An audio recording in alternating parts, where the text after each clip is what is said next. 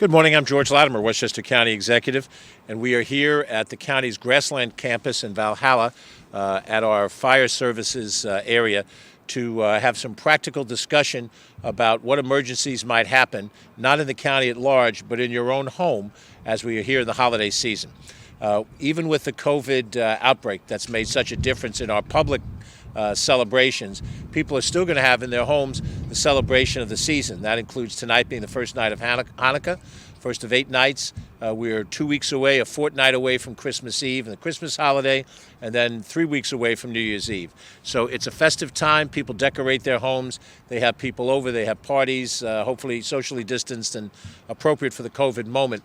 But there are many things we have to be mindful of if we want to have a safe holiday season.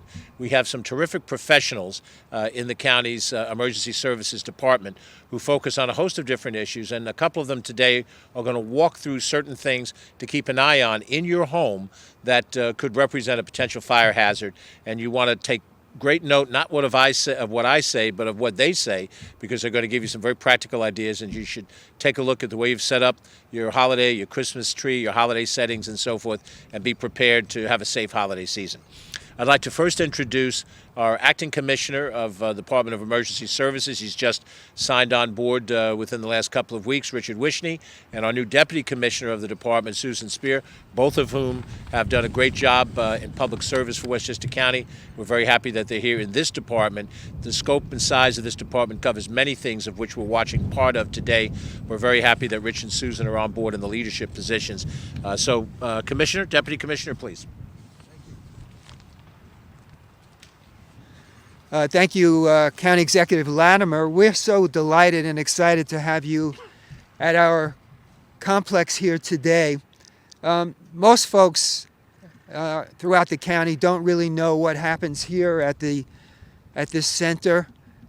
We have fire training, EMS training. We dispatch approximately 80 various fire and emergency medical services units throughout the county.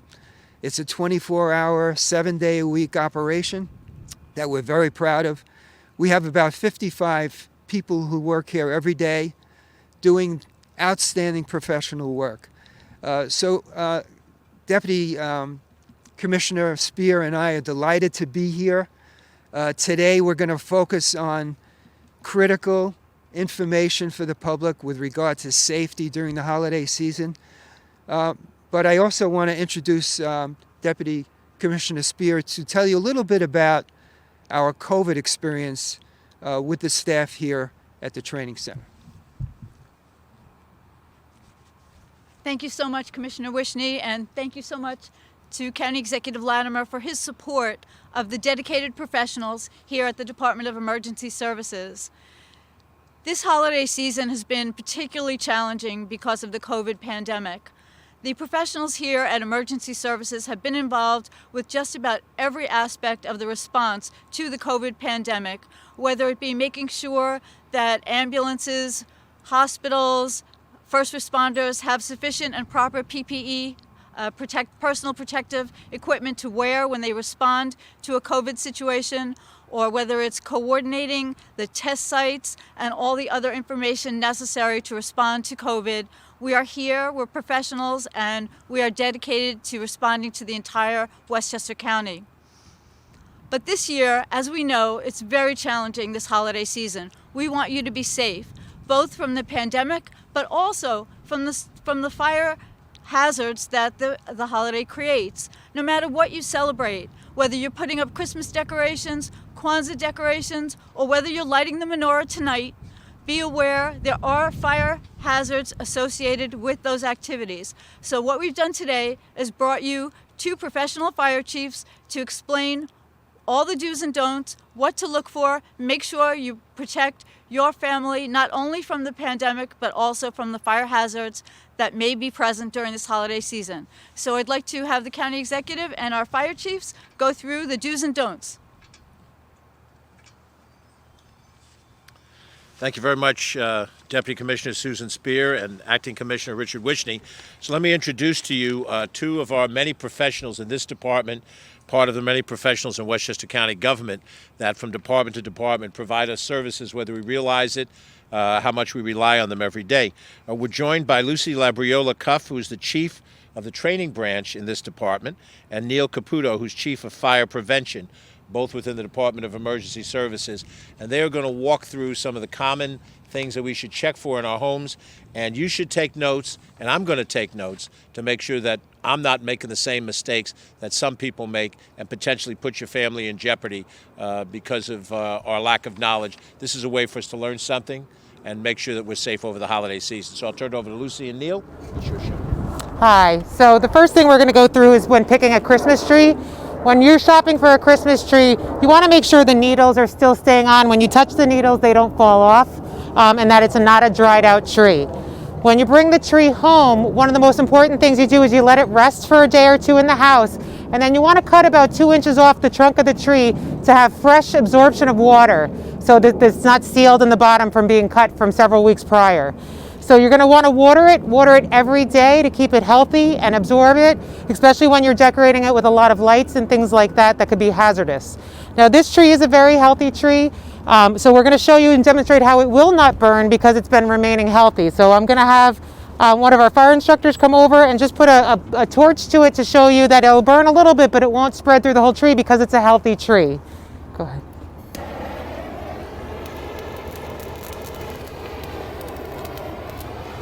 So you could stop now.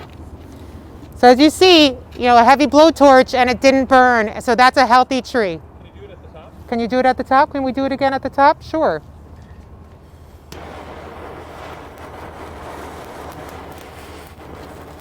Okay, well it's not. So as you see, it's healthy. Another thing about a tree is you don't want to put it anywhere in front of windows or exits to block your egress in case of an emergency. And in addition, you want to keep it away from anything that's going to put out heat. Heaters, at least 12 inches away from any sort of heat source to make sure that it doesn't continue to dry out or light it on fire. Now, when you put the decorations on the tree, you want to make sure you use safe decorations. So when you're looking through your lights from previous years, you want to give them an inspection before you you put up the lights. And in this particular strand, we'll show you that there's a broken light on here, and then the wire's a little bit torn where you actually see the exposed electrical wires. Okay, that is very dangerous and can cause a fire if it's coming into contact with a dry tree when it's plugged in. So you want to inspect these and throw them out if they're not good lights. Now, another thing we want to be very cautious of that we see a lot during the holidays is overloaded outlets and power cords.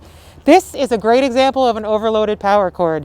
An outlet is still going to give off the same amount of power no matter how many extra ports you put on here or lights you put on here or zip cords. So you want to make it very sure that you're not overloading the outlet. So this would be very dangerous, especially because we have a heavy duty appliance attached to it with a space heater. So you want to make sure this is not what you see when you hang lights. Additionally, lights are usually rated where you can string up to 3 strands of lights together, but you never want to string any more than 3 together. But you want to read the manufacturer's instructions just to make sure that that's adequate for that light. Also, good lights are tested by UL, an Underwriter Laboratory, or other testing, independent testing facilities. To know that they're done, they have very clear markings on the wires that say that they're UL rated. There's other lights you can buy that don't have those markings at all, and they just basically tell a little bit about the light itself. These are not made as well, and they can be dangerous because they have not been tested for safety. So we want to ensure that when you're picking the lights, you pick ones that have some sort of, whether UL, Interlake, any sort of different types of independent testing that is tested for safety. Additionally, a lot now you see is the LED lights. The LED lights are very good because they produce less heat, and therefore they're not as dangerous when you do them. So they also use a little bit less amperage, so when you're plugging into an outlet, it's not using and drawing as much energy. So they're much more energy efficient. So I'm going to turn it over to Neil. So over here we have a couple of different extension cords. This is a lightweight extension cord. You really don't want to try to use these if you can. They're not the best ones. As you can see, this one was damaged by being under a piece of furniture. So you want to make sure that the cords are not running under furnitures at any time. The best is a power strip, and they come in different lengths. So you'd want to make sure that how far you want to go, you make sure you get the proper length. Again, you want to also inspect these. As you can see, this one broke apart, being old in the years that it's been used. So you want to get rid of it if you can. And you never want to put more than what's on here. These are usually rated for 15 amps, so you want to make sure you don't overload these. And you don't want to put more than one into each other. So you just want to use what you can on these power strips. If you do have to use for appliance, this is called an appliance cord, a heavy duty cord, which is you could use for like your air conditioner at home or a refrigerator or something heavy duty. And you can use this for a short time until you get electricity to get a proper outlet closer to your appliance. But this is what you would use for a refrigerator or something, a heavy duty appliance. You don't want to use it. And again, these are good for just temporary. You don't want to use these more than a couple of weeks. You should try to get power to where you need it if you can. And if you're going to use it, definitely use the power strips. They're the most better. Most of them have built-in circuit breakers in them, so if they do overload it, they'll blow the circuit breaker on it, and you'll know you overloaded your circuit. So these are the best ones you're going to use if you're going to use any type of extension cords in your house. So we'll turn it back over to Lucy. And just another note on the extension cords is you don't want to, just another note on the extension cords is you don't want to run them under rugs, behind furniture and such like that, so that they don't get pinched, because they do produce some heat, and we often see fires started that way as well. So as we get ready to look at the next bit of demonstration for them, I want to make sure we recognize that William Dingy is here. He is the director of our fire services program. It involves many elements of things that you see here, as well as the training for our career and our volunteer firefighters, and we really appreciate your role and your leadership in all of this as well. So let's go back to Lucy and Neil, who now have another demonstration for us. Unfortunately, with all this wind, it's going to be hard to light these candles. So instead of lighting them and showing you how they can start a fire, I'm going to show you just, especially tonight being the first night of Hanukkah, when you're lighting the menorah, if you have a high menorah like this, you want to be real careful when using live candles. You have children, dogs, pets, cats, they like to knock things over. It can easily knock over, and if you have anything that's combustible, anything that can catch fire, it can easily start a fire, and we've seen that. Even the lower menorahs like we see here, that's not as top heavy, as you see the candles are a little loose. If you don't pick the right candles, the candles can easily fall out and cause a fire as well. Recently, unattended candles do start a lot of fires, not just during the holiday season, but year round. Recently, we had a fire in the county about a week or so ago that was started because of an unattended candle. So we do see that quite often. So when you light candles, make sure they're away, at least 12 inches away from anything that can light on fire, and that you're always watching it. You always want to watch attention, even with the lights and everything on the power cords. We want to make sure that when you're not home or when you go to bed, you shut the lights off and you turn the power off and you don't keep them on. That is an extreme hazard that if something starts and you're not there, it can light a fire and start a fire. So we want to be sure that when you're not home, shut the lights out. And then turn the candles off as well, blow the candles out. A good example of using candles, if you like them, are the battery operated candles. They're safe, they look like real candles, and they're a safer option that you can use throughout the holidays. The next thing that we're going to do, if you want to bring me that fire extinguisher, is show you that, what happens if you do end up having a fire in your house. A lot of people have home fire extinguishers like this. They're small fire extinguishers. They're very effective for a very small fire. So if you see the onset of a fire, fire grows and doubles in size every 30 seconds. So the faster you can put the fire out, the less it'll grow. Oftentimes when people have home fire extinguishers, they tell us if they didn't work or it didn't happen. And the reason for that is they probably just panicked and didn't use the fire extinguisher correctly. The most important thing on the fire extinguisher, the first thing you do, and we use a thing called PASS, the label PASS, and P stands for pull. That means pull the pin. You aim, I have a B on me. You aim the nozzle, so A is for aim. You squeeze the nozzle together, and then you sweep across, back and forth across. So pull, aim, squeeze, sweep. Oftentimes people forget to pull the pin and it won't work. And that's when they say it doesn't work, it's because the pin, they forget about the pin because they're panicking. So again, if I can stress enough, remember the pin if you have a home fire extinguisher. Now, If you use one whole extinguisher and the fire doesn't go out, exit the home immediately, get everybody out of the house, and call 911. At that point, let the professionals come in and put the fire out, as it may get too dangerous. So we want to make sure your safety. Always have an exit plan for your children and for your family, so you have an idea of where to exit the house with safely, and then have a meeting place outside so you know everybody got outside safely.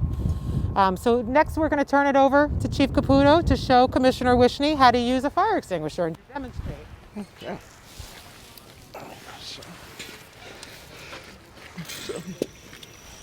So you want to make sure the fire extinguisher is somewhere where you can, whether it's a small one you can hold in your hand or a bigger one like this you're going to place on the ground, and you're going to put your hand here and you're going to pull the pin. Then you're going to pick up, you're going to take the nozzle, you're going to aim it and then sweep it at the base, and you're going to move in slowly until the fire is out, and then we're going to back away. You always want to back away. So let you try that, Commissioner, and I'll follow you up. So you're going to hold it there, you're going to twist and pull the pin. There you go. Now pick up the extinguisher from the handle, grab the nozzle, aim at the base and squeeze it. Don't walk in until you squeeze it. Squeeze the handle. There you go. Now move in, sweep it back and forth. Okay, now the fire's out. You can stop the extinguisher and back out. And once you back out of where you use the fire extinguisher, if there's a door, the best thing to do is get outside the room, shut the door, so if anything does reignite, it'll stay in there. Make sure you call the fire department and have somebody come and inspect the thing.